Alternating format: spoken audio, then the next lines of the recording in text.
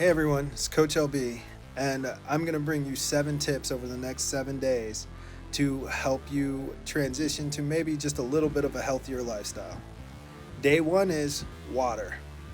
You should be drinking water. It's hard to say how much because it's actually very dependent upon the person. When you get hungry, drink some water beforehand. It may not be hunger, it may be thirst. Get a bottle similar to this one that helps you track what time of day and how much water you should be drinking. That's just a suggestion, but it also tells you how much water is in the bottle, so you can write down somewhere how much water you drank or note down the time that you finished the bottle. Keeping a log is a great way to keep track of something. It's especially great for things you may not be cognizant of. So today's quick tip: drink water. Keep track of it if you need to. Hey, it's Coach LB. I'm back for day 2 of 7 tips in 7 days. Today's tip is create a food journal. I don't mean create a journal to log your calories or anything like that. It doesn't have to be that specific. What I want you to do is create it more like a log than a journal, but still same respect. What you do is you just simply write down what you have throughout the day. You don't have to be calorie specific or anything like that. You just need to write it down. So you're keeping track of what you're actually eating when you're eating. Write it down with the time that you eat it, what you had for lunch, what you had for dinner, what you had for an afternoon snack. The idea is to be aware of what you're eating. It helps you to know when you're missing meals or when you're not. So just create a quick log. Doesn't have to be anything special. Hey everyone, Coach LB. 7 tips in 7 days, day 3. Stop weighing yourself so much. If your goal is to lose weight, don't weigh yourself often. You only really need to weigh yourself maybe once a week. The reason I say once a week is because your weight is going to fluctuate from day to day based on water intake, hormones, sleep, rest, recovery, all sorts of things. It's going to make your weight fluctuate. So if you're looking at a scale every day, it's going to drive you crazy. I feel like I'm taking crazy pills! I always suggest once a week. So pick a day, be consistent in the morning, after you wake up, after that first trip to the bathroom, naked, because you don't want the extra clothes throwing off the weight measurement. And track your weight to make sure that it's actually trending in the direction you want it to, so you don't get so flustered. And ladies, your hormones are going to change the numbers on that scale, so especially if it's getting towards that time of the month. So remember, don't check the scale as often as you'd like to. Hey, it's Coach LB.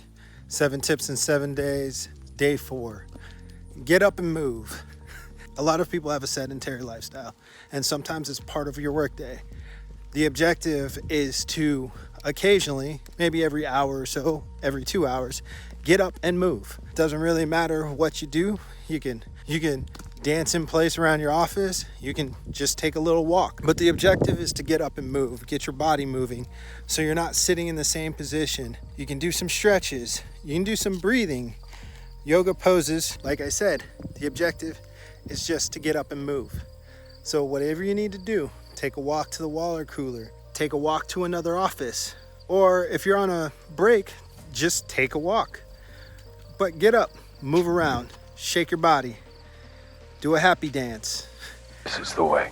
Hey everyone, Coach LB here. 7 tips in 7 days, day 5. Play is not just for kids. There's a researcher named Brené Brown. I would suggest checking out her TED Talk. She wrote this book called The Power of Vulnerability. She discovered through her research that adults tend to lack play, meaning that as adults, we put so much onto our responsibilities and everything, we don't take time to enjoy things that we actually enjoy that can recharge our batteries. Finding a hobby or something that you enjoy that allows you to relax and take time away from your normal everyday life. This manifests as hobbies like knitting, sewing. Like me, it's Lego. I build. The idea of play shouldn't just be for kids. There's no better thing than to recharge your batteries by doing something that you love for fun. Not talking about work, but actually with no major consequences or repercussions on your daily life other than enjoyment. Next time you're doing something, think about if it's actually play. Hey, it's Coach LB.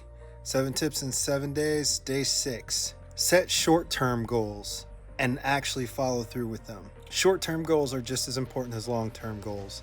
Long-term goals can be accomplished easier with a short-term goal. If your goal is over the next 6 months to do something, set short-term goals to help you build towards that. Every 2 weeks, you're completing something that works towards your long-term goal. It could be even as short as, if you're having a bad day, setting a goal for the day to help you get through the day. Also, setting short-term goals will give you that sense of accomplishment you need to keep working towards your long-term goals. An example of a short-term goal you could set for something that we've talked about over the last 6 days so far is, I'm going to track my water intake for the next week. While it sounds very mundane, it's a good way to keep track of things, and it's a good way to turn things into a habit. Remember, set short-term goals, follow through.